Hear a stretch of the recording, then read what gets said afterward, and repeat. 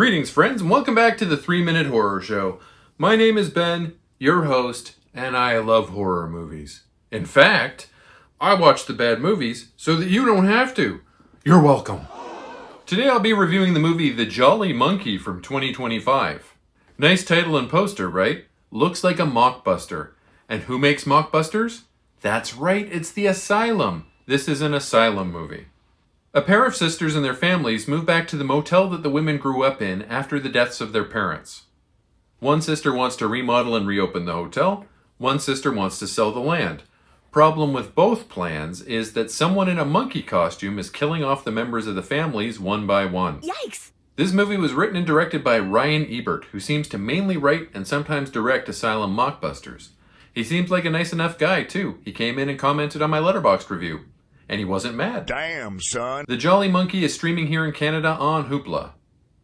We open on an older couple running a motel, and a young family with their child has just checked in. Someone in a symbol monkey costume, like from the movie The Monkey, kills them, and now we jump to present time.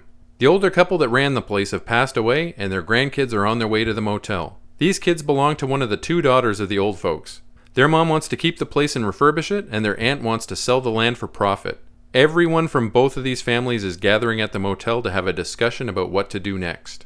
While we're on the topic of musical monkeys, let's give a shout out to some of our favorite symphonic simians. Shout out to the Banana Splits. They started off as a Sid and Marty Krofft kids show in 1968, and they've been revived several times over the years. They even became the subject of an R-rated slasher film in 2019. Shout out to Gorillaz. Finally, someone let them out of their cage. Time for them is nothing, 'cause they're counting no age. Shout out to Arctic Monkeys. These monkeys are British and seem to be very popular despite the fact that no species of monkeys live in the Arctic. Finally, shout out to the Monkees. These monkeys were the American television industry's response to the Beatles, and they ended up doing pretty well in spite of that. This motel is weird. The basement is locked and no one has the key, and there are symbol monkey toys literally everywhere. What's weirder is that it looks like the toys have lunchmeat for faces. You're going to see these and wonder what the F happened to these monkeys. Oh well, don't worry, we'll find out soon enough, though you might wish that you hadn't. There's a quick meeting where both families argue over what's going to happen with the land. The husband of the sister that wants to sell the place goes for more wine, as his spouse has demanded more wine. And he finds a symbol monkey toy in the car trunk. When the toy starts playing its symbols, the person in the monkey costume appears behind this guy and stabs him up old school. The monkey person cuts off the dude's face and we move on. History lessons with Ben. The symbol banging monkey that you see here is a famously creepy toy used in pop culture media.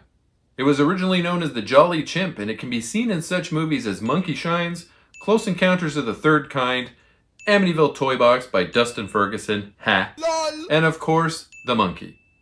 The first known instance of a toy like this was created by a company called Louis Marks & Co. in 1932. Then, in 1954, a Japanese company named Alps, or ALPS, created the first Jolly Chimp toy. In 1972, the most popular version of this toy, the musical Jolly Chimp, was created by the Kuramochi Company in Japan. This is the classic symbol monkey that we see in this movie and the other movies that I mentioned. I have seen a bunch of different iterations of this toy, and let me tell you, every single one of them is creepy. No exceptions. What? Now you know the basic gist of the rest of this movie. Someone gets separated from the rest of the pack, one of the many monkey toys starts hitting its symbols, then the monkey costume guy cuts off their face. You can probably guess where those faces are going, like I did at minute 32. You can probably also guess who the killer is, like I did at minute 35. They throw in some absolute nonsense to make the story not work at all, but I think we're just supposed to ignore that stuff, because we're not done with nonsense yet. There are also ghosts. Yes, the ghosts of the people killed by the monkey costume guy in the motel over the years want their souls to be freed, but they really aren't going to do anything to help. They're just going to kind of sort of make noise and scare people. Now, technically speaking, this is the most capable Asylum movie that I've seen in quite some time. Thankfully, they went very light on the standard poo-poo CGI until the very end with that ghost business.